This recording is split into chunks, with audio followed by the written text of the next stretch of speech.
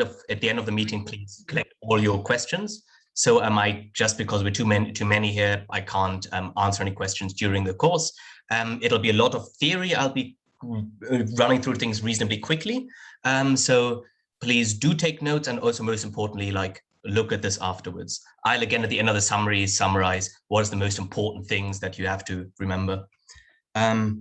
Oh, you have just joined. You've missed nothing yet so far except a short introduction of who I am and my telling you that unfortunately I can't answer questions during the session, but only at the end. So if you have any questions, anything is unclear, please write it down and ask it afterwards. Afterwards, I do have plenty of time to respond to all of it. All right, perfect. First things first, let's start the presentation. So given that you all already have some experience with world schools, I will not go too deeply into what exactly reply speeches are and exactly why you would want to do rebuttal. I'm going to give you a few different approaches that will help you think of good ways to engage when you're on the fly, and also how to best prepare reply speeches, because I remember from my school's debating times that reply speeches are one of the things that debaters struggle the most with, because they're the most different from other speeches.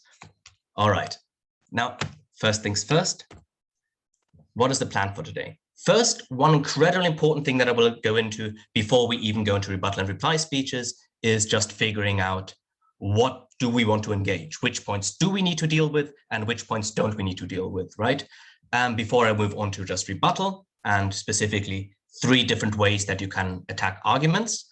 And lastly, I'll give you a bit on reply speeches and how you can best approach getting better at them, and what is important to do good reply speeches. Yeah, I'm glad that the notes are disappearing. Please stop scribbling in my presentation, but it shouldn't harm us too much. So first things first, what we need to keep in mind for every single debate is that we need to prove 2 things. One, we want to make sure that the judge believes that our points are true, that they're likely, so just that they stand in the first place. This obviously is the most intuitive thing, but it's incredibly important to never forget that it's not just about making sure that your arguments are true, that they are believed, but it's also incredibly important to make sure that your points are important, right? The judge needs to be able to care about your points, because when the judges weigh your points against the other points, they need to have a reason why they should put you ahead of the other team. So ultimately, what this then also means is, of course, that you have to prove that your points are, because this is a debate, that they are more important, that they're more true, and that the other points are less true and less important. Don't forget that you can always attack any points on these 2 different levels. Why are the opposing points less true? And also, why are they less important? So if you can't do one, you can still do the other, and it can still help you. Now, moving on. Of course, therefore, within this debate, to just win any debate, this is true for principal debates as well as consequentialist debates, you still do always need to prove that you have the most important proven arguments, and you always have very limited time to do so, right? You have only 8 minutes in a full world school speech and only 4 minutes in a reply speech to decide what you will comment on and what you will not comment on, and how you do that, right? So basically, you need to always figure out that when you decide to rebut something, Ashish, by the way, please put your hand down, ask the question at the end, because unfortunately we won't have that time. So you need to always think of 2 things. You need to defend your strongest points to make sure that your big contribution stands, and you need to make sure that you always attack the most important points of the other side, right? This is the most important thing, because you're going to have a lot of arguments, the other side is going to have a lot of arguments, and there's only so much that you can basically engage with, that you can deal with and strengthen if you speak afterwards. So you need to figure out what are your strongest points and what are the other side's strongest points. Basically, if you don't decide well on what to engage with, you are not going to win this debate, most likely, especially if the other side just does it a bit better. Now, how do we best figure this out? What kind of points that we actually should engage with, and which points we need to reinforce, because that's kind of what rebuttal and reply speeches most boil down to. One thing that I would recommend everyone in preparation time, especially if you have a lot of time to prepare, is to spend a solid amount of time just thinking about both sides of the debate. It's incredibly important to understand when you take a look at the words of the motion, specifically what kind of arguments are most likely to pop up on the other side and what arguments are going to pop up on your side. And to already and if you have an overview over these different things, over what to expect from the other side, it already helps you figure out, okay, what are the ones that I thought of before? What are the ones that are probably most impactful, / like what is the biggest thing the other side can do, but also what are the biggest things that I can do? You can usually you do this by actually kind of trying to bring back your arguments into the real world. Okay, so you've just proven one thing. What does it mean for the world? What are the impacts? What are the consequences of this, right? So like if we, for instance, have a classical drug legalization debate, you kind of have to say, you just have to think about, okay, if legalizing all drugs will mean keeping people out of jail because we don't throw them there anymore because of jail. Okay, so what are the consequences of that? Probably millions of people that don't go to jail now that did beforehand. Okay, millions of people, jail, this sounds like pretty impactful. Let's take a look at the other side. Okay, what could the other side say amongst similar reasons?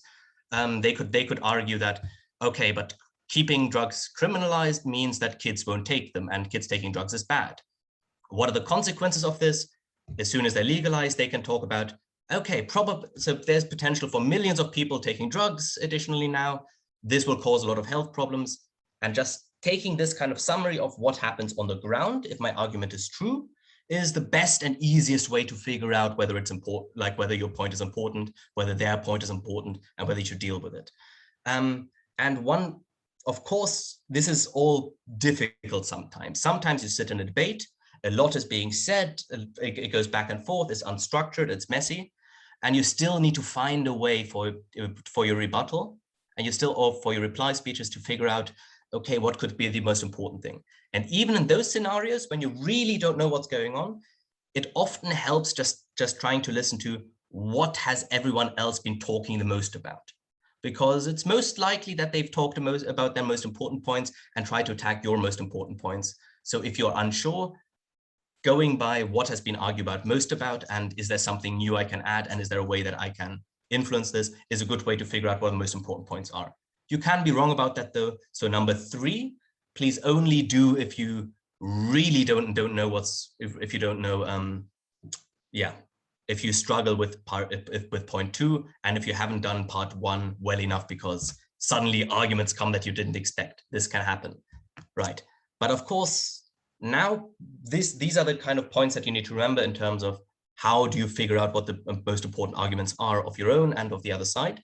Now the question is, what do we do when we actually get strong arguments from the other side, when we figure that out and we need to rebuttal them? 3 different ways that I'm going to tell you how to engage an argument. Pretty straightforward. The first one is just, why is the argument not true? Basically, we attack the logic, we take down the argument. Second, why isn't it important? So once we figured out what the consequences are of the arguments and we kind of boil that down, what can we do to make their consequences smaller? How can we argue that the argument matters less? And the last point, and this is kind of like the next level stuff, is if you have a good overview of the debate, if you can do this well, you can take this to the next level, and even without taking down the other argument, just show that even if the full argument stands and is important, why your argument will still be more important. Very important. These 3 approaches are not, you don't need to always choose one. Sometimes it makes sense to first provide some reasons for why it may not be true, then give some points on also why it's not even that important. And then if you really want to, and you really are good in your spirit, you can even just do a 3rd one. And look, even if it is true, and even if the judge thinks it's important, here is why our argument matters most. Of course, you can also do these 3 separately. But basically, in most debates, you can try to think of this as a kind of cocktail of different ways to engage other arguments and take them down.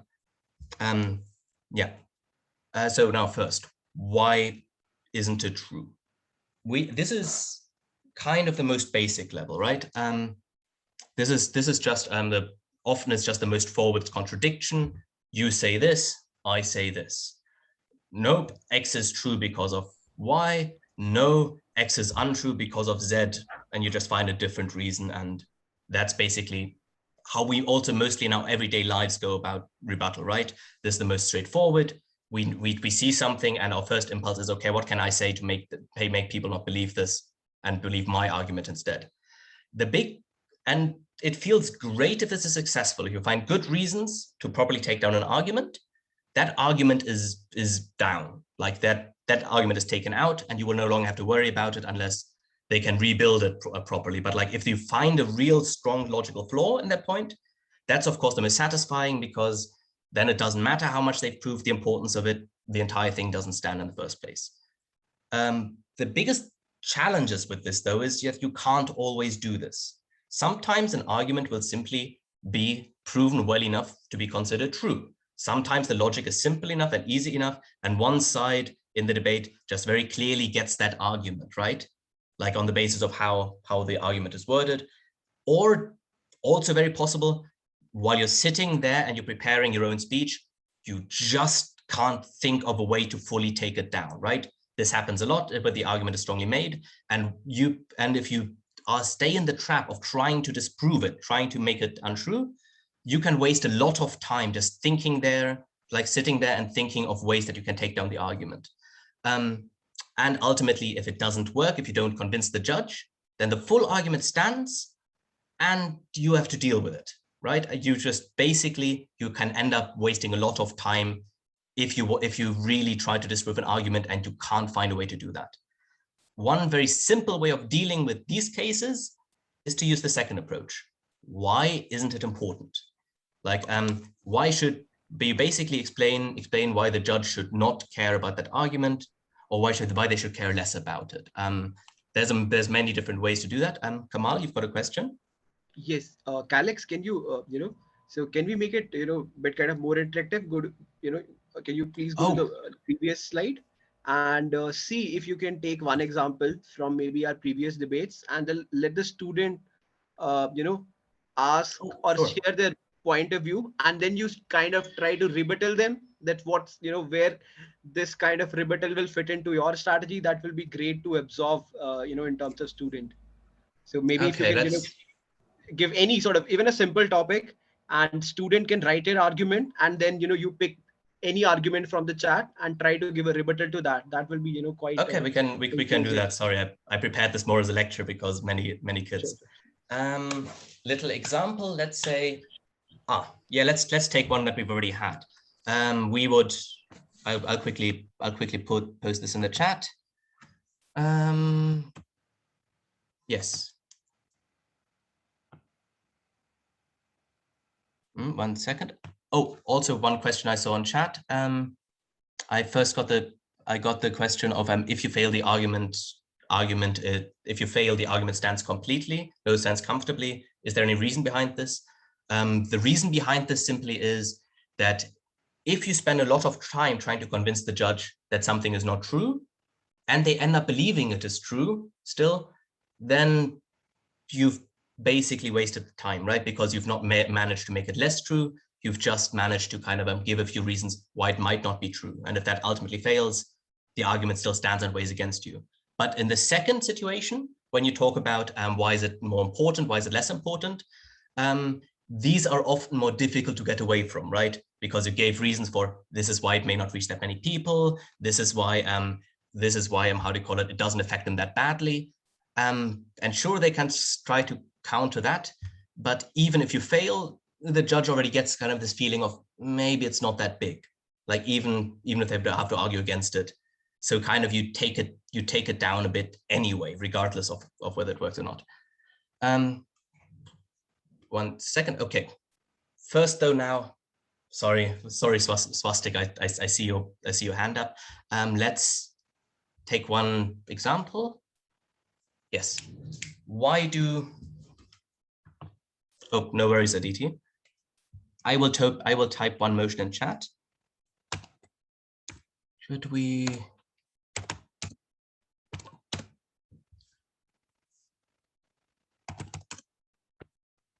Yes, should we ban single gender schools? I think is a good one.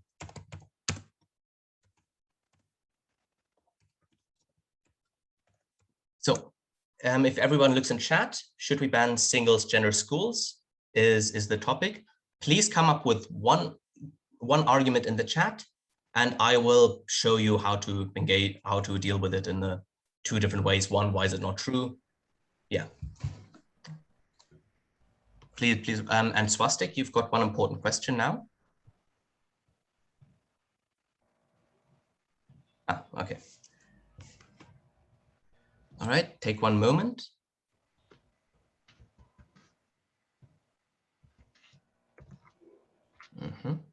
Okay, let me repeat once more. The motion is, should we ban single gender schools? So basically schools for only boys and schools for only girls. Should we ban those?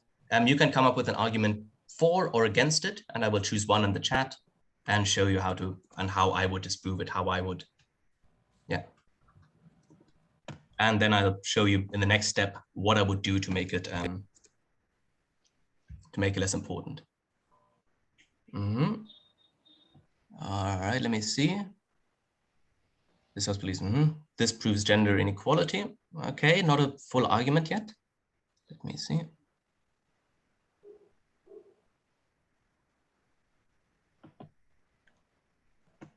Okay. All right, I have one argument that I'm going to choose here. Okay, so we have one person who wrote, yes, because the people who go to these schools do not know how to interact and talk to the opposite gender, and they always remain shy. Okay, so the argument, I will post this again down there in the chat. Please stop writing arguments now. I've just chosen this one. So how do I make it not true? So the idea is the kids that right now go to single-sex schools do not know how to interact with children from other genders. And the logic, to summarize what they were going for, is that if they were, so the argument is that if they now go to co-ed schools with boys and girls, they will learn how to be less shy amongst each other and how to interact properly, right? Okay, that is the argument. Now, how do I disprove this? One, probably that's a bit like it's not true point, that's a bit difficult, right? Because as it's quite intuitive that if you don't spend much time with the other sex, you don't learn how to interact well. But what could we say to make it less true? Actually, children that often come into their school with what their parents have told them. This is the time where they figure out that they're different from the other genders. So actually what happens more is that especially boys make girls, for instance, feel incredibly uncomfortable in co-ed schools. And actually in co-ed schools, you don't have space for kids to more freely deal with each other. They're always awkward because they're figuring out that they're different from each other. And actually you're making it easier for them to deal without the awkwardness if you leave them in single-sex schools. That would be one way to say like, aha, it's untrue. But you see, it's not that strong. Now, what could I do more importantly? The second approach here, why is it more important, right? Because I don't have to prove that these kids are going to be, how do you call it, that actually in single-sex schools, they learn to be less shy with other genders and with other kids. What I can say though is, actually, most importantly, after school, they go into workplaces regardless. They have plenty of time to learn how to deal with women or like with men, with the other gender over time. Specifically in their childhood is where we don't need this here. Basically, we don't think it's that important because all of these people will spend plenty of time with the other gender for the rest of their lives to figure out how to treat each other equally. So it doesn't actually matter that much that they're maybe even a bit more shy when they're in school with the other gender. Is that clear enough?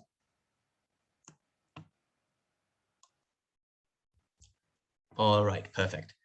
Oh, Spastic, you have had your hand up for a while.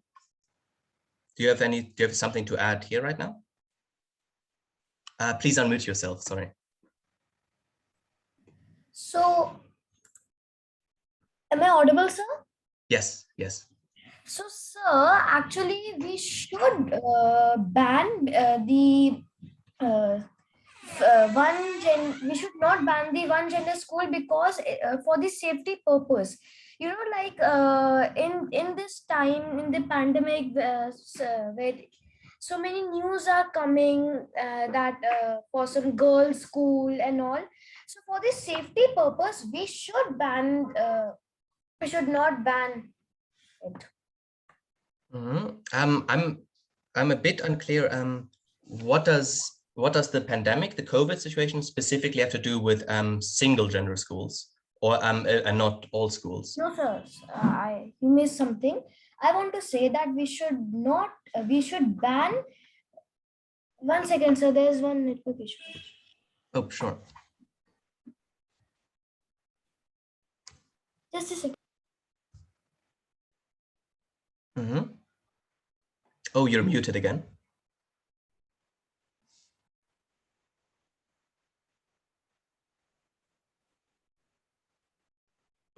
Oh, Swastik, you're still muted. I can't hear you.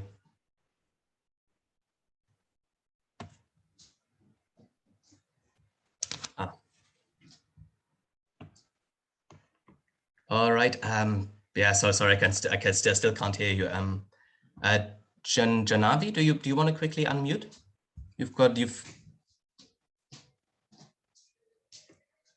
Janavi. You're mute. Yes, now I can hear you. Yes, sir. So have you think all? Yes, we have to ban single gender school as even the other genders have an opportunity to study. So how do you put this argument in detail? Which argument specifically? Which I'll just send it here. Yes, sir, this one. As even the other genders have an opportunity to study. I'm not sure which argument specifically is made here, but one way I could understand this is, okay, so if it is true that how to call it, one gender makes the other way too uncomfortable in school to the point that they can't properly study, if you argue this, then the argument is, as long as that is the case, we need single-sex schools so that everyone can study properly, right? That would be the argument. But this is basically two arguments in one. You first need to prove that actually both genders can't study in the same environment.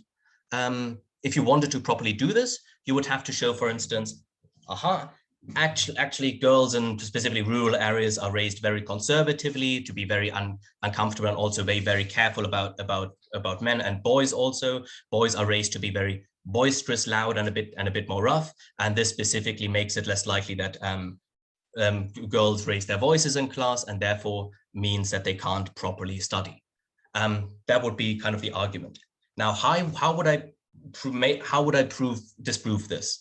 Actually, the argument that I mentioned at first is, I would basically go about this in this way. Even if you're raised in this way, you will have to get used to this at some point, because in school you spend time with the other sex. You try to figure out how to behave without making them feel too uncomfortable, and how to feel most comfortable around them yourself. So basically, that is how I would make the logic is false, because hey, even if that is true, it's not something that stays true if you get kids to interact. And actually, this problem is going to persist and they will not be able to work well or study in the future in any scenario if they don't learn it here now. That's how I would prove it's not true. But you notice how this also took a lot of time to really take down the argument and explain it. This is what I mean with the biggest, how do you call it, with the biggest problem of why, even if it's true, isn't always possible, and why it sometimes just takes a lot of time. Because the time that I spent thinking about this will often take you more time to think about this, and in the debate it can mean that you lose very important minutes to either make your own speech stronger or the other speech stronger. Like, look, if I couldn't think of what was true in this scenario, and I tried to make it less important, let's think about that. Does anyone have an idea of how could I make this less important. Diana, yes, you looked very, yes. Please, or unmute yourself. You can also quickly speak.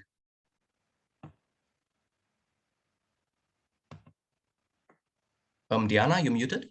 Yes, Yes, perfect. So, sir, what was your question again? So we have the argument. Okay, both genders can't learn, can't study well in their school together. So we need to have separate schools for them. How would you make that argument less important? Is there a way you could weaken it? Yes. So we can't. We should not be in single schools because.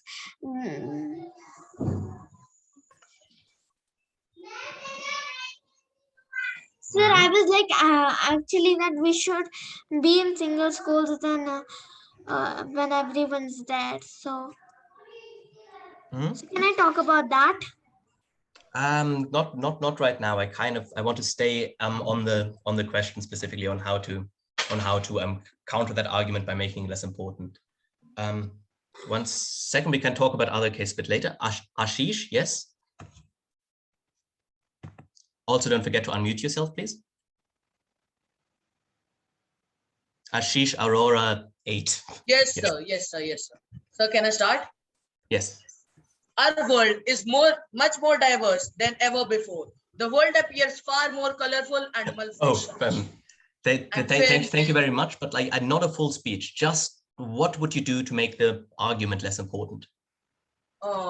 Like, sir, I think there should not be multi-gendered school. Like there should not be separate school for both genders, like separate school for boys and separate school for girls. Equal schools should be there so that they could socialize with each other and don't have any social anxiety between each other when they are conversing.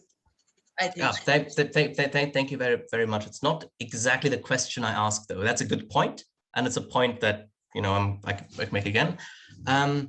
Okay, so to get back to this, we've had the argument. The two genders need to go separately so that both can study properly because they distract each other otherwise. Now, how can I counter this by making it less important? I can make it less important by saying, hey, actually, most kids are not raised super conservatively. Most kids are like often have brothers and sisters, so it's not that bad. Like probably not that many kids are going to struggle with this, right? Or you can say, but yeah, just keeping doing this, they figure out ways to do it. It's not that important. So even if it's true, not that many kids are affected. Why? Because most kids are going to be fine because they have siblings, right? They have sisters and brothers, and they usually don't have super conservative parents. That was you notice how this was very simple. This was very clear and straightforward. Why doesn't it matter all that much? I didn't take time to fully disprove the argument. And what that leaves us with is that the argument is not that important. Yeah, so that's the second layer. First, why is it true? If you can't attack that, you can always go into why isn't it that important? Oh, I've got a challenge. Shub, you wanted to counter me? Go ahead. Shub Chaturvedi. I'm sorry if I mispronounce your names. Oh, and please don't forget to unmute. Yes, sir. So, what about the children that do not have siblings and they have super conservative parents? What about them? Even they have the rights to study. Mm-hmm. They will Absolutely. become shy and they will. There would be stereotypes between them, especially the children in the rural areas. Mm-hmm. Yeah, you see, like basically, I've not attacked that. That still stands. That's still very much like if the argument is fully made, what I just did is I just made it a bit weaker, right? I talked about, hey, not all these children will deal with it. Many children have siblings, so they already will be fine with the other gender in school. Many kids don't have conservative parents, though they'll probably also not be raised to be too uncomfortable with the other gender. So the only thing I did here is talk about why that group actually is smaller than the other side pretended, right? Government opposition side talks about, oh, all these kids will suffer, and all I did there was saying, actually, many kids will not suffer. You don't get that many kids that suffer. So that is the big difference here, is just on the second level, when you attack why it's important, is that you just weaken the argument, right? So even I don't fully take it down, and even if you reply to it, I still just take a bite out of your point. Yes. Oh, important. I just got asked by someone who's a bit confused. Shall we make the argument important or not? As I said, for every argument that you make, you want to make sure that two things. One, that your argument is true. You want to prove your argument, easy, straightforward. You find reasons for why it's true. But you also always need to convince the judge to care about your argument. There's going to be many arguments in the round, so he needs to know, what do we care about? What do we not care about? For this, we usually think of the consequences of an argument, right? What if do I reach millions of people, or do I just make politics for 5, right? Like, will kids be able to deal with this? And how inconvenient will it be? Is it less comfortable to be around women, or is it something that makes you impossible to study, right? Both can be true. So these are the two different levels. You want your points to be important and to be true, and you want to make the other points of the other side to not be true or to be less important. And these are two different levels you can attack them on. So that's the big thing of what I've explained so far. You need to first, and if you don't know how to make it untrue, the other side, then it always makes sense to make it less important. So I can either try to disprove that actually kids learn to study best together, in non-single sex schools, and the awkwardness gets better, or I can just say, actually the awkwardness is not that bad, not that many kids suffer under this. So your point is just less big than you made us think it is. Okay, I hope that is clear. All right, moving on. Oof, that's a lot of messages. Sorry if I don't reply to everyone. There's too many messages for me to respond to everything. So moving on, this is the next level. Even if it's true, why is our point most important, right? This is kind of like a bit of a mix of both.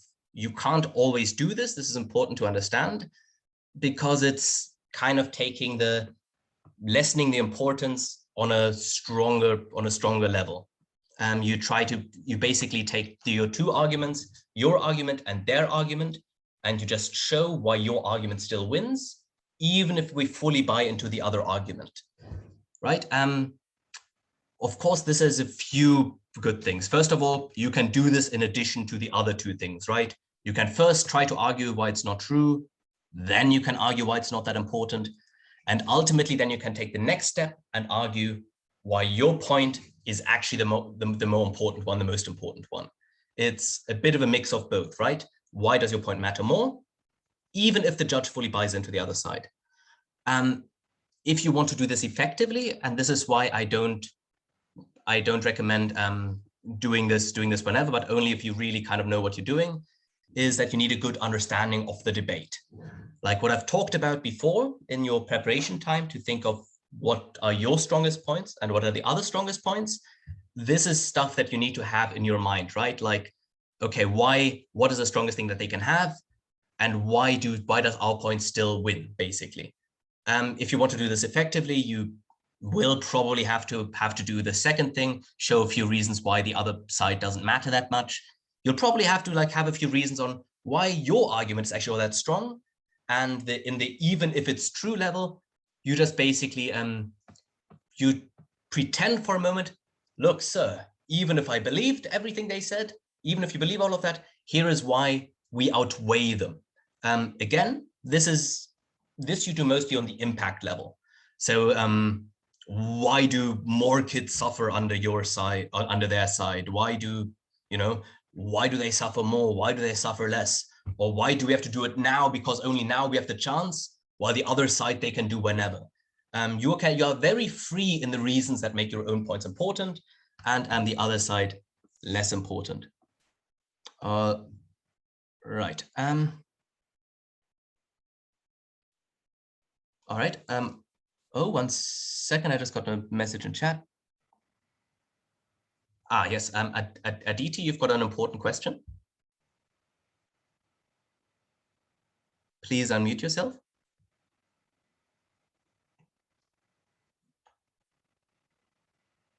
Aditi, you're still muted. I can't hear you. Kamal, could you very briefly enable Aditi Aurora to speak? All right. Please remember until after the session, I'll get back to you. All right, moving on. I do not know how to disable annotation. Give me 1 second. Aufzeichnung anhalten, stoppen.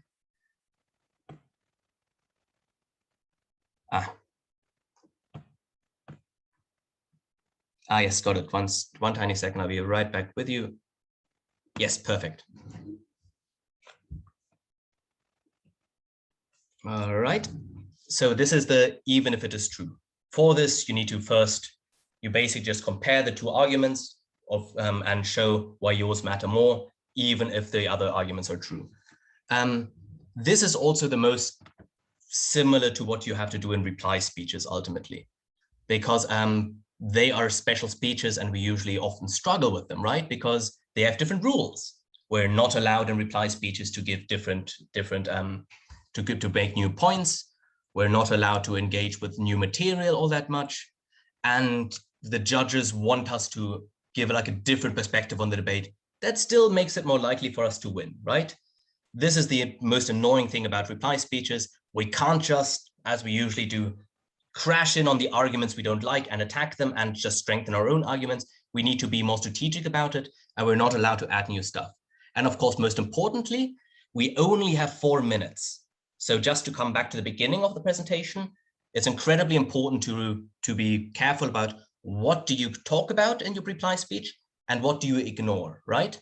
Because there's going to be a lot of arguments that will have been flying back and forth that just don't matter as much as the most important arguments, and you need to just spend time properly developing them. All right. Anything more very important in chat? Aradia, is there something you mentioned you have a doubt? What is it that you don't understand right now? Sorry. You can also quickly write me in chat privately, and then I can. All right. Yes. Now, what does a different perspective mean? A different perspective simply means that the interesting thing about the different perspective in the debate speech is more that in the meta debate you go to the meta debate. So as the reply speaker, you're no longer trying to win your point currently and kind of go back and forth. Most importantly, you try to show why your other speeches have already won the debate, because you're not allowed to make new arguments. The way that you need to think about reply speeches is as if you were commenting on the debate that just happened, right? You are putting yourself in the judge's perspective. Oh, sorry, I'm not new. I've got the question of, sir, what do you mean when no viewpoints are allowed in the reply? No, viewpoints are allowed. You're allowed to kind of like take a different look at the debate, but you're not allowed to make new points. That's the most important thing. So you can't raise new arguments.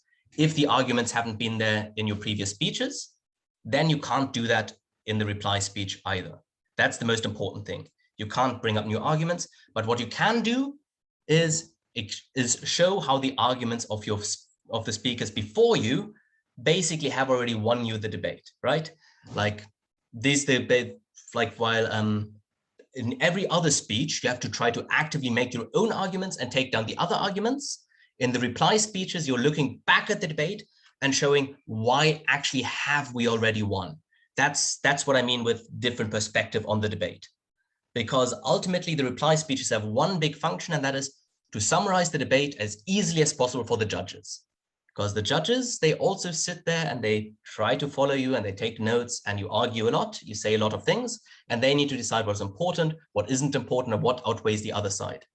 As a reply speaker, you're trying to make it easy for them, right? You're trying to make it as easy as possible for them to win, to basically to give you the win and have the other side lose. That's core in reply speeches. What do I hear? Like, what are the most common mistakes that I often see in such reply speeches? One, because the reply speaker is supposed to give a summary, often what people do is they just kind of retell the debate. They summarize, this is what opposition said, this is what government said. But while they do that, they don't really give us reasons on why their side is more important. It's helpful because we understand the debate better now, but you really want to be as biased as you can for your side without being way too unreasonable. So you're still trying to argue for your side, just, haha, my speaker said this, they said this is why we won, for more or less. But the second mistake that I often see is that you often just have a bit of a laundry list. What do I mean by laundry list? By laundry list, I mean if you, in a too detailed manner, just keep kind of talking about what are the specific things that which speaker said in the debate, right?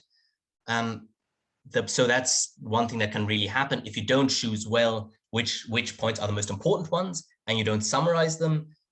You end up with a kind of just a list of things that happened, and that is not a good reply speech. It doesn't help you win the debate properly, even if it just makes it a bit more understandable. Okay. So, okay, I have some questions being written here, but we can get to them in one moment. So please keep your questions. The way you need to go about reply speeches, like there's 3 different very easy structures you can try to follow. Specifically, you need to check what works best for you. If you do reply speeches as a first or a second speaker, you need to develop your own style a little bit, because it's not always going to be that easy. You need to, first of all, as I've mentioned before, you want to have as good of an overview over the debate as possible in the beginning, but you also need to keep listening to the debate and see how it changes, right? Like what points were made, what points were not made that well, where did the debate go? So you need to be a bit flexible for that. And it depends on how, and you also need to constantly be a bit abstract, right? People will make the points pretty straightforwardly, but you still need to translate it into what really happens if these points are true, right? So, and one way you can try to do this is you just try to think of your government case and try to think of like, okay, what are the impacts? What are the consequences of our points when you boil them down? Okay, under our side, millions of kids will way earlier learn to interact with each other because they spend school together and learn together, and we get every child more likely to leave school with a better understanding of who they are and more comfortable around the other genders. Okay, that's Gov side. Boom, if I wanted to summarize my case that way, that's the consequences of that. Now, what is their world? Now, if I want to be unfair because I'm government, I say, look, under their world, we have a few children that grow up in especially conservative households that come from especially tough areas and are especially insecure, and these kids, they will suffer more, sure.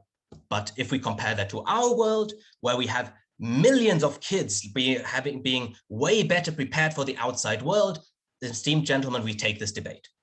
That would be one way, our world versus their world. This is what their consequences are. This is what our consequences are. Ours are more important. They're better. We win. This structure can help you a lot to do this.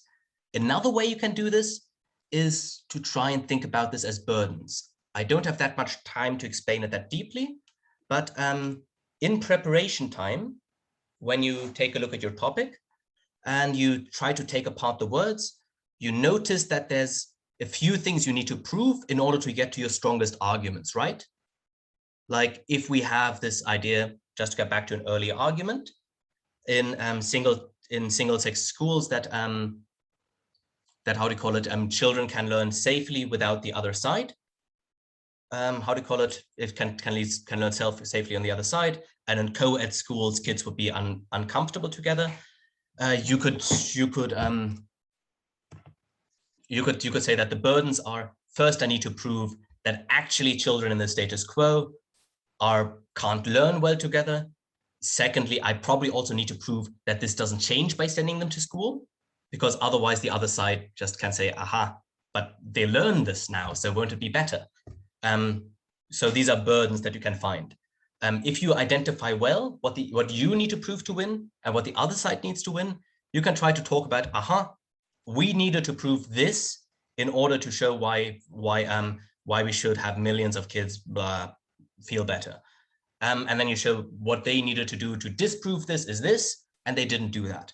That is the second way that you can structure the debate sometimes. The most difficult part of that is needing to figure out exactly which questions you need to answer for the points to stand, and which questions the other side needs to answer for points to stand.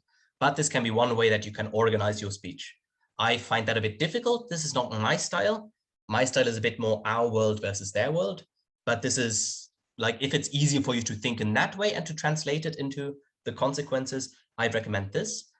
And the third very common way of structuring reply speeches is by trying to think about what the most important questions in the debate are.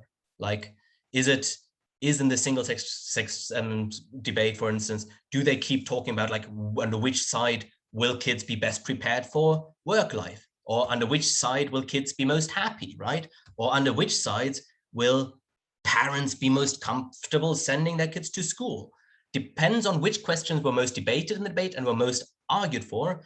You have to kind of like you can take these questions out and then just kind of summarize on what did our side say on this, what did they say on this, and why did we answer these questions better?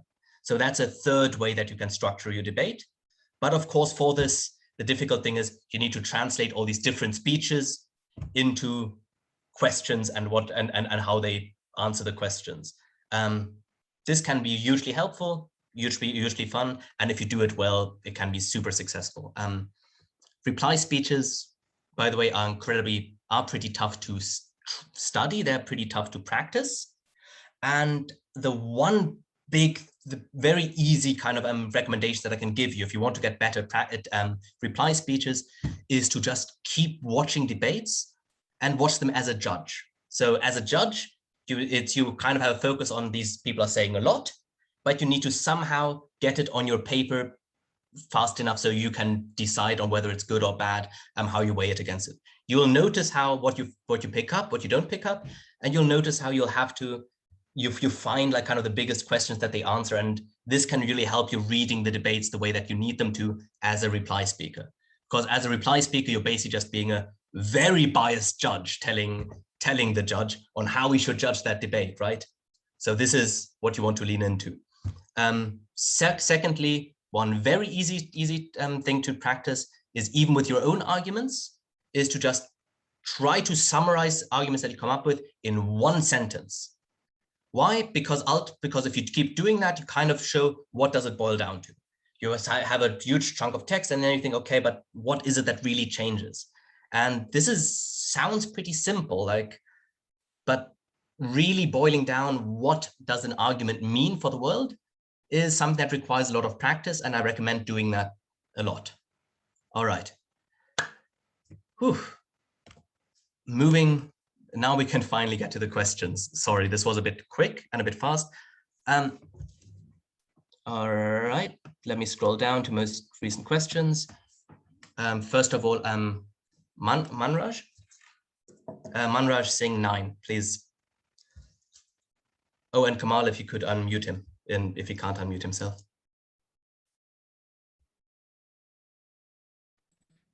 Yes, sir. So I would want to ask, sir, could you please again in brief explain our burdens versus their burdens? Yes. Okay. Our burdens versus their burdens. Let's take a very simple kind of setup. This house would ban alcohol. Let's go there. This house would ban alcohol. Okay. if we're on government side, when we take a look at the motion, we need to defend that we should ban alcohol. What does that mean? When do we ban things? We ban things when they're bad enough for the state to go that far and prove that it's worthy to be banned, right? It needs to be harmful enough. Okay, so what we need to prove, what is the burden that we have on the government side? We have the burden to prove that alcohol in some way is bad enough for us to ban it as a state. Okay, that is our burden. What this means then for the opposition side is, the only thing we need to prove is that alcohol is not bad enough to be banned. Of course, as government side can stand up and say, but actually their burden was proving that alcohol is fine. But if you're opposition side, you can just say, all we need to prove in this debate here is that alcohol is not bad enough to be banned. And their burden was to prove that it is bad enough to be banned. And because they just gave you a list of reasons why alcohol is harmful and bad, doesn't mean that they fulfilled their burden. So this would be, how do you do burdens, right? The motion makes us argue certain things and stand behind certain things. Like in the same way that we have, this house would, I don't know, let's say this house would legalize all drugs. If I as government stand up and I start arguing, we need to defend legalizing marijuana and tobacco where it's not legalized, then and I keep arguing on that basis, the opposition can very easily just stand up and say, hey, you can't just defend tobacco and weed and marijuana. You also have to defend, your burden is also to defend, why should heroin be legal? Why should crack be illegal? Why should all these incredibly, like obviously hardcore drugs be legal? And that would be basically showing what is the burden and whether it's fulfilled or not. Is that clear? Write in chat if not yet, and I need to scroll far down. Sorry, I'm missing a lot of messages. All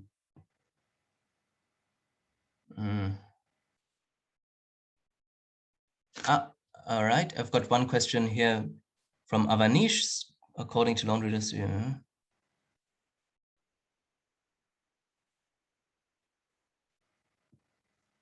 Sorry, it's a bit long. I can't read all of it. I have one question by Diana. Can you unmute by now, because you still seem to have an important question?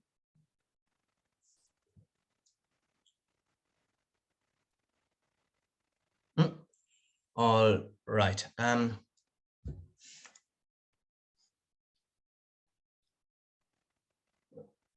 All right. Yes, let me sir. take a look.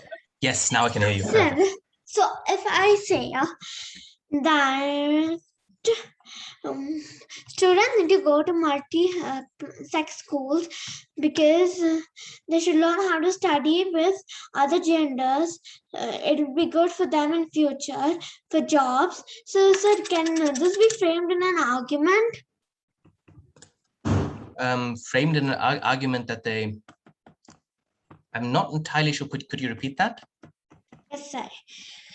Multiple sex schools are best for students because they can study with other genders, which they will need that for future when they do jobs. So, sir, can this be framed into a argument? Yes. This is already pretty classic, pretty strong argument.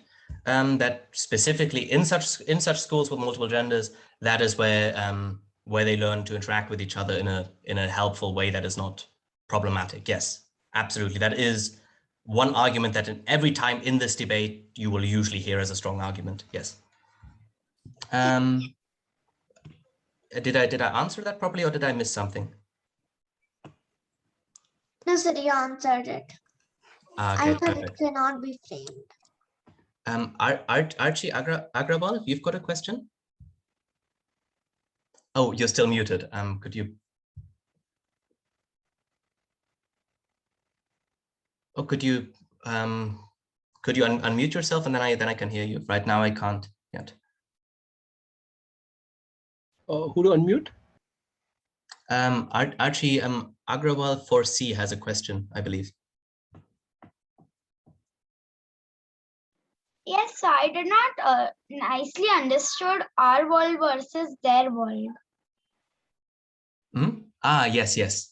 So that is the first structure. To repeat that one again, like these are three different ways that you can basically make your speech and structure your speech. What was point one, point two, point three?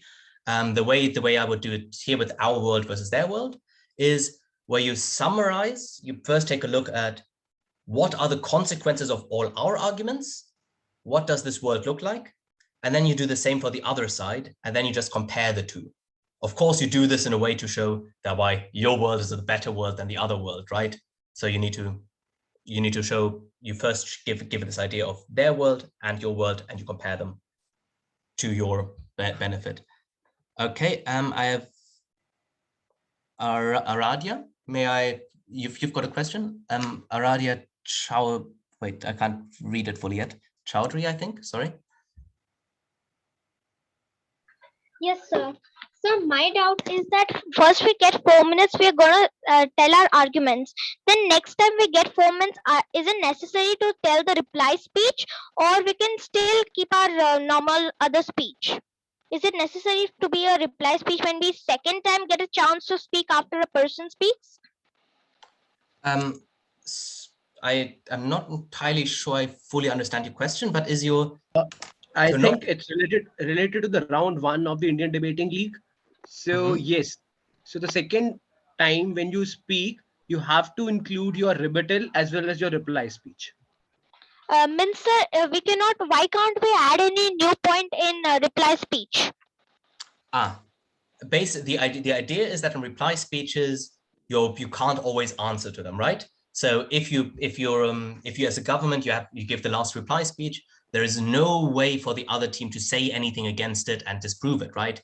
Because you don't have points of information, and you also just don't have anyone who comes afterwards. So the idea of the last speech is to basically just be kind of like summaries of the debate, to kind of like make it easier also for judges to kind of give a clear understanding of what the debate is. And these are therefore also the most strategic speeches, and they feel the most different from the other speeches, right?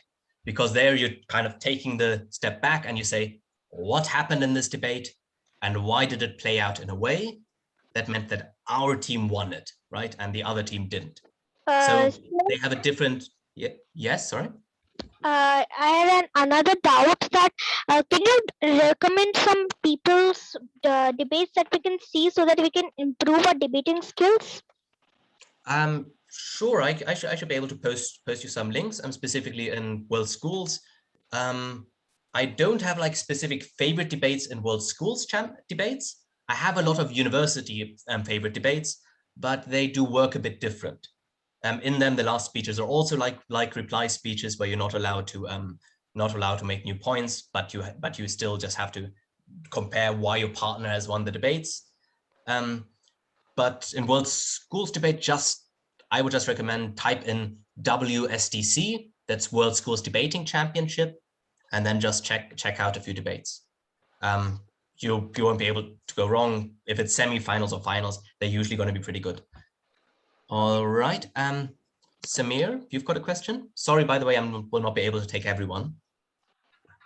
Samir Vasishta, you have had your hand up for a while, I saw. Okay, in that case, Ishan Gol. Ishan? You're still muted. Kamal, could you unmute Ishan Goel, GOEL _8? Yes. Yes, sir. Sir, I wanted to clarify, like, what is the laundry list? I could not understand it properly. Yes. There I was talking about two mistakes I see happen very often when we do reply speeches. Because teachers usually tell us, okay, we need a summary of the debate, and you're not allowed to make new points. What this often ends up with is, because we take notes of the debate, that we just read it like, here is a protocol of what happened during the debate. That's what I mean with laundry list. So we don't properly choose which were the most important things we needed to use in the reply speech, and which things which things did we need to focus on. And because of that, with 4 minutes, you can't focus then on the most important things, and you just have often something that sounds like someone was reading down a list of here, then they said, then he said, then he said, then he said, and then we were right, because it's also very difficult to follow. And second of all, most importantly, you're not using your time where it is needed most. For a good reply speech, you really need to, first of all, have a good overview before the debate, because a debate is going to happen quickly. You can't always trust yourself to pick up everything and to order everything in your mind while you take notes. So you need to already have an idea of what might happen in the debate, and then you need to listen to what is actually happening. And the big thing is, the last step is that you need to then structure the speech in a way that you can listen to it and that you get to the most important things in the debate. And here is where this last slide is important, like how you can do this by comparing the two different worlds. On the basis of the impact of the argument. You can do this by which core questions which side answered best, and also which team fulfilled their burdens, what they had to argue, and did they do that. So that's the 3 different ways you can do that. And a laundry list basically is just failing that. All right. Sir, is it DC or STC? DC or DC? Sorry. WSDC or TC? Oh, WSDC. I'll type it in chat once more. Okay, okay, sir. Thank you. And it's short for World Schools Debating Championship. So yes, there we go. Right now in chat, it's the top one before a lot of new ones come in. All right, we've got some Udayveer Singh. You've got a question? Sorry, 1 second. Let me see if I can find the full name outside of chat.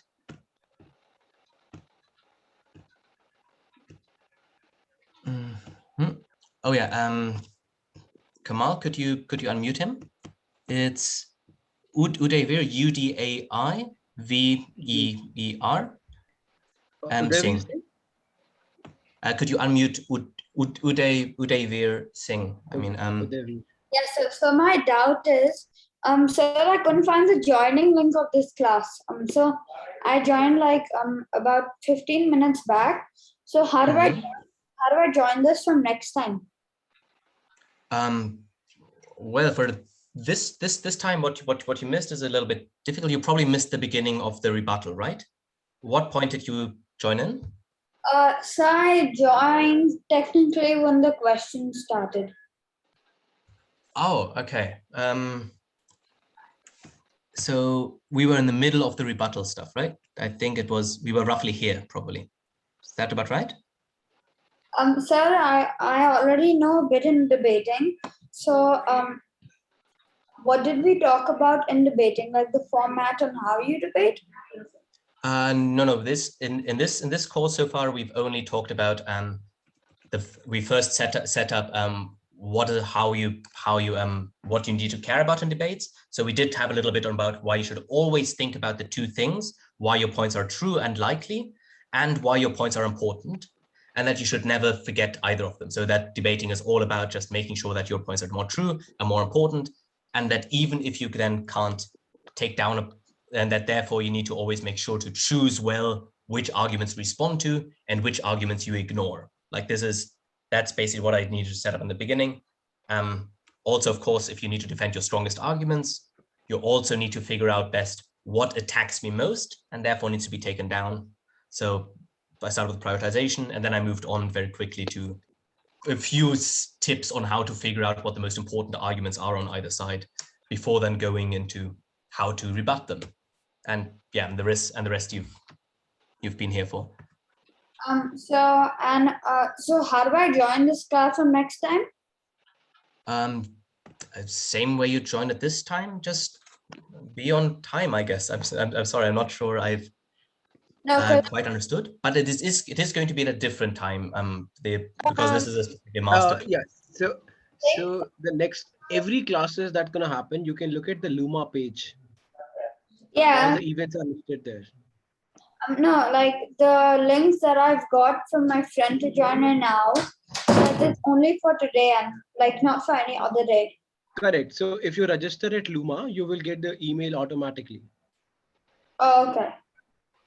All right. Kamal, Arnav Vasisht, so Arnav Vasisht, has a question. Sorry, I didn't know how to properly pronounce the surname. 7953 is at the end of the name. Oh, can you spell it again? So Arnav, Arnav. Arnav. Okay. Arnav. Okay, Arnav perfect. versus 793. Okay, sure. Sir, can you hear me? Yes. So I wanted to ask, like earlier in this lecture, you had stated that we should try targeting or trying to bring down the stronger points of like what the opposition said. But like, isn't it better to target the weaker points because they're easier to take down? And for example, for the stronger points, you ask something which is not sensible. So won't we like lose marks for that? The thing is, no, because if you have weaker points, these points already make very little difference in how the debate goes, right? As a judge, as you take down points, the points that make the most change happen in the world are the points that you're probably going to care about most. And if you notice that the other side has done nothing to properly taking them down, then you probably have a very small chance of actually winning over them, right? Because technically, even if you have 15 arguments and the other side has one argument, but that one argument is way more important than your 15 arguments, then they are still going to win the debate. That's the big problem, is just because it's when we as judges take a look at the debate, we don't just try to kind of sum up the number of arguments and weigh them against each other. It is very important about what do they change. So so this is why you should try to take down the strongest stuff of the other side, so that, and make your strongest arguments also the strongest. Of course, and this is why it's very important to remember that you can attack them in different ways, is that you don't always need to prove that an argument is not true, right? If the argument is very strong and it's very difficult for you to take it down, it's easy for you to probably still find reasons for why it might just not be that big, right? Why it might just not reach that many people, right? Or why actually this is just not the perfect time for this. So you can more easily kind of like find more reasons for why shouldn't you care about this? Why shouldn't you care about this now? Why are the people that care about this not that important to the debate? And if you keep finding up reasons like this, you can make an argument quite unimportant without how do you call it, having to take it down fully. And if you can take it down fully, that's of course even nicer. But so this is something that you need to remember. You can always attack why an argument is important if it's too strong for you to be able to take down why it's true. That's one core thing I want you to remember. All right. Okay, I've got one long question in chat.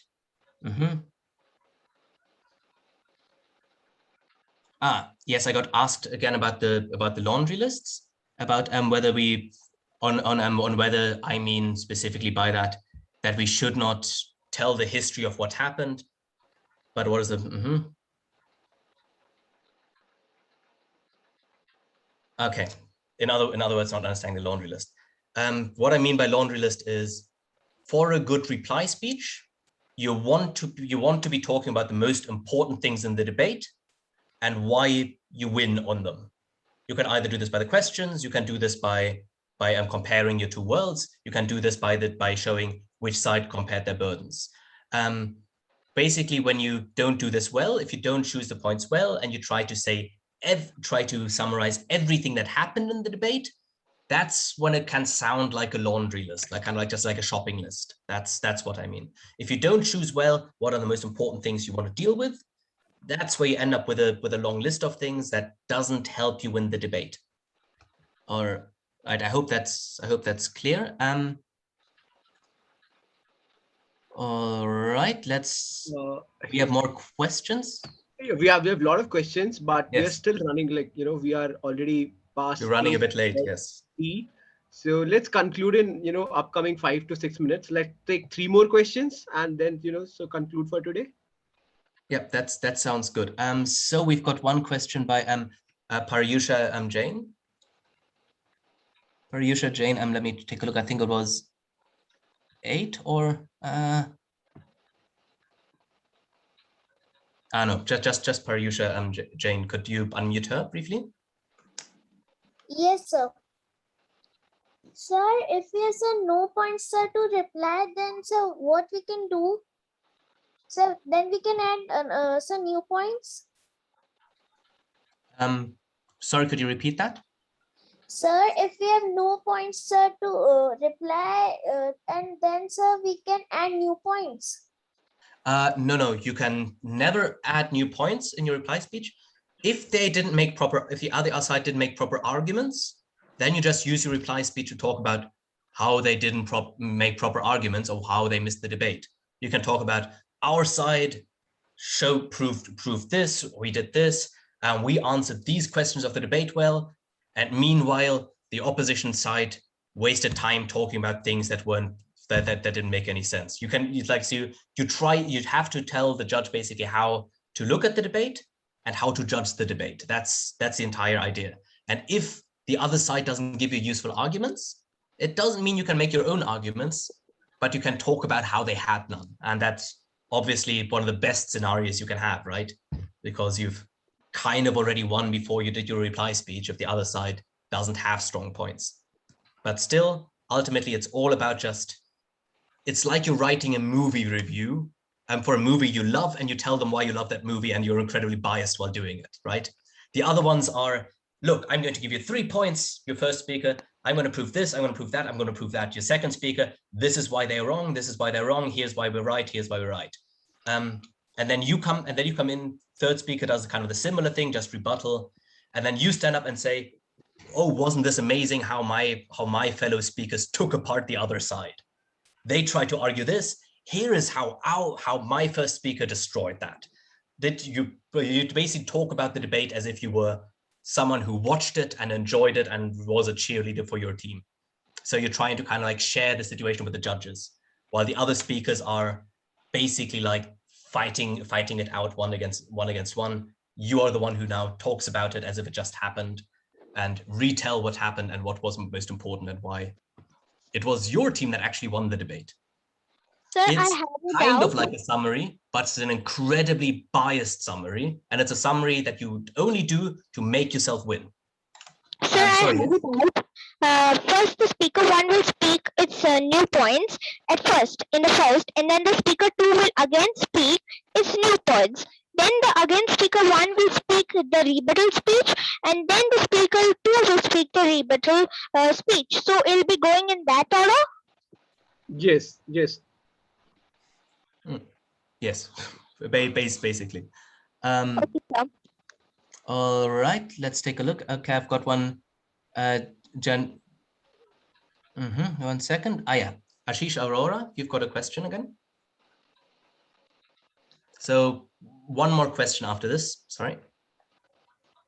Ashish Aurora, 8 with 2 A's. So I wanted to ask that if we don't have any valid points for the debate, can we start a new debate? Like on a topic, not related to that only, but we don't have any valid points on that specific topic which we are doing. The thing is, if this all depends on the judge. If they set a topic, and that's the debate, you have to debate the debate regardless of what happens. There are some formats in debating where you have like 3 motions and your team can say no to one of the motions and you basically agree on which topic you want to speak about. But in World Schools Debating Championships, you usually just have to debate the motion that you're told.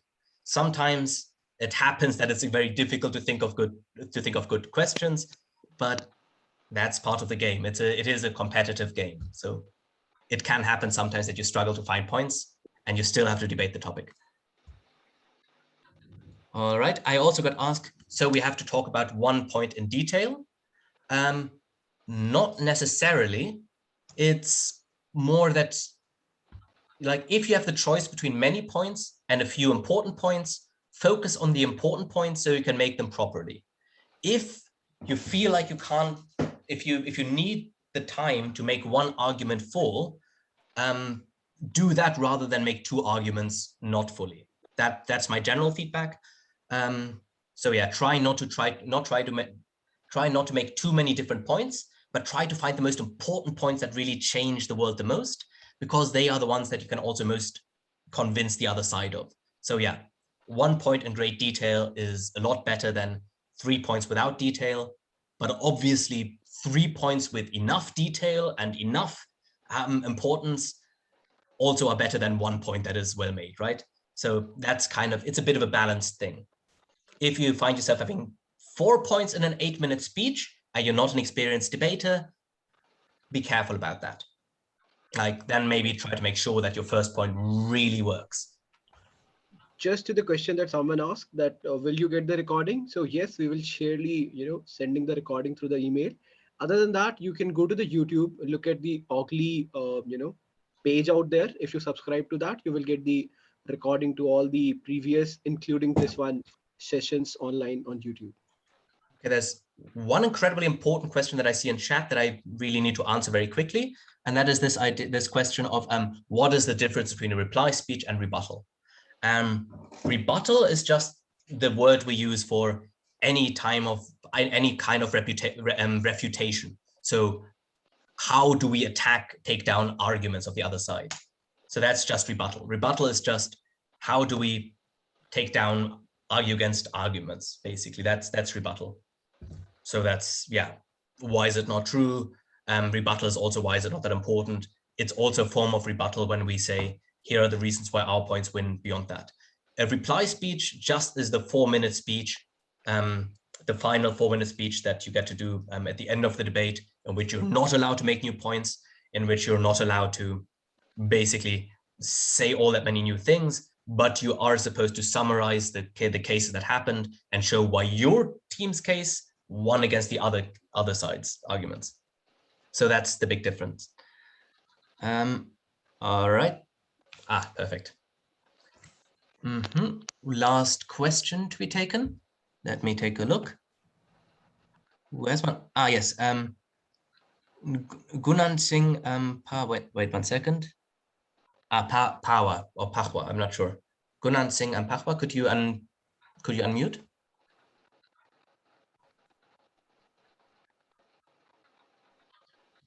Okay. So sorry, I already, the full question is in chat. I'll just quickly read it, okay, if that's all right. So the question is, if there are multiple important and strong points and you have limited time, what do you do about that? This is where you need to make a choice. You need to make a choice of what is the strongest of these arguments, what affects the most people, and most specifically kind of what is the safest then also to kind of run, right? How can I make it most true? Ultimately, the most important thing is it's down to your choice. And one thing you can always do, especially if you just have a normal 8-minute speech, is that you have the other argument in reserve. So you just make your structure that way that the most important argument is in the beginning. And then if you have the time for it, you then can do the second argument. And if you've prepared well with your partners, you can also, if you're the first speaker, maybe hand that argument to the second speaker and they can still make that argument.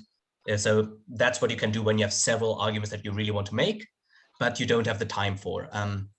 But there's never an easy answer. You might still get it wrong. It might still be tough, but ultimately, this is where it comes down to your choice. Easy way to gauge what is the most important is to always try to think of, well, how many people does it affect? How strongly does it affect them? Are there other things we already do for them? Is this kind of like a special thing we do? Like, these are things that we can talk about. Do we? And that's one way to think about what may be the most important and what is the least important. All right. Okay. Very last question. Niharika Pandey. Sorry. Could you, Kamal? Could you unmute her? Yes, sir. I wanted to ask something. Throughout the class, I've noticed that there's been a lot of annotation on the screen, and I've not been able to read what's on the screen because of this. So I really want you to request everyone not to do this because it is effective. Yeah, but I absolutely I'll see whether I can give you, whether I can have the maybe I can have the recording will definitely be free, but I have to check again a bit with Think and Speak Academy, but probably we'll be able to also just send you the slides again, and then you can also just go through the presentation without the scribbles. that could help. All right. Yes, Ayushi. Now I guess we are just we're closing the session. Let's take the last question from Arman, Alex, Yes. and then anyone who don't have any question, please you can leave, and rest we are just taking the last questions. Arman's question, Arman Kumar, and I'm putting Arman so he can take his own question. Arman, I'm not able to see Arman. It's a double R. Yes, Arman, go please. Yes, sir. My question was that can our speech be manipulative as Hitler did in the World Wars and that? I mean, yes. I'm giving an example. Oh, so sorry. What was the second? So my question was, can our speech be manipulative? Absolutely. Like, unfortunately, like when we talk about debating and how to be most convincing, it is something you can use to be manipulative. Obviously, people will still usually notice, and people don't like being manipulated. And it's also not what I'd recommend debating to be for. But obviously, like even if you just learn how to express yourselves better, it can be a bit manipulative. So like this is an ethical problem for that debating just deals with, basically. I would lie if I said that there weren't people who used to use debating specifically just to manipulate their way through some social situations. But also I just know that many people do debating in order to most effectively openly communicate with each other and openly like just manage to formulate better what they think. So people can use this for good and can use it for bad. It's a skill that we learn. Yes. Yes, sir. And my last question was that all the debaters should be a liberal, or in many cases, the conservative thinking are better than liberal thinking. So, I know many different debaters with many different political views. So it's not really so there's no one political view that debaters should ascribe to. Like obviously there's quite a lot of liberal debaters in the sense of people that believe in the power of words and like this idea of we can debate our societal problems, and by debating them we can find solutions. So of course there's a lot of specifically kind of liberal people that end up in debating, because this is a kind of foundational thing that just makes people often interested in debating. But usually when it comes to political ideas, I don't think that information leads us to political identity. So just by you telling me certain things about our society will not necessarily make me a liberal or a leftist or a conservative. It's more often about the fundamental worldview that we kind of build on. Like, what do I think about how other humans are and act, and how do I see society going? And then debaters, lots of different political opinions, lots of different ways. And I don't think debating actually makes everyone necessarily more liberal, but it does bring people usually a bit more to the center, because one thing that debating always does is it always puts you in a situation where you need to, it often puts you in a situation where you need to defend something that you wouldn't usually defend, and you just gain more understanding for other viewpoints. So that does happen in debating. You do become more aware and empathetic of the others and understanding, basically, but it doesn't mean that it necessarily changes your political views fundamentally. Like, I know a lot of conservatives in debating, and I know a lot of very left-wing people in debating. That's okay. I guess with that, let's conclude today's session, because it's quite running late. And just concluding, so when we are running master classes and a special session which was not part of the curriculum, sort of, we are inviting Canadian debating coach. So this year, what Calix was referring, World School Debating Championship, it's the highest debating international tournament where each country participate, and this year Canadian team was the winner, and the coach of Canadian team was Jason B. And we are inviting Canadian coach Jason on Monday to have a kind of fireside chat with us, and we will taking student question. It's not a master class with a particular theme. A student asking question to the Jason that how to get to the world debating teams, how to prepare, what is the best age to prepare, what is the different kind of schemas, what kind of heat training he teaches to his student. So we will love to have you on the Monday session. 7:30. It's going to be a bit late because it's a Canadian time. It's going to be 8:30 to 9:30, but surely we're looking all of you to be there. Yes, an additional 6 hours on top of us. Yes. Yes, yeah. But he's a coach. He's being former. He's coaching Canadian team for last couple of years, and he's twice Canadian team is the world debating champion, including this one. Yes. So it will be And interesting to see. and also at university, on a university level, Jason is incredibly established speaker. Like he actually, together with his partner, won the Open World Championships final in Thailand in 2020 early. Yes. So yeah, so in that tournament, I was in the English as second language final, and he actually won the Open final. So very good, one of the best debaters in the world. I think he actually was the second best speaker of that tournament. So you have something to look forward to. Okay. Thank you, Calix, for a wonderful session. Obviously, students still a lot of questions, but anyway, we will invite you back to our Indian Debating League. And thank you for joining us. Thank you everyone for joining us, and be patient enough to listen to the entire conversation around how to do the reply, speech, and rebuttal. Okay, that's for today's. Okay, let's close All the right, session. perfect. Thank you, everyone. Goodbye.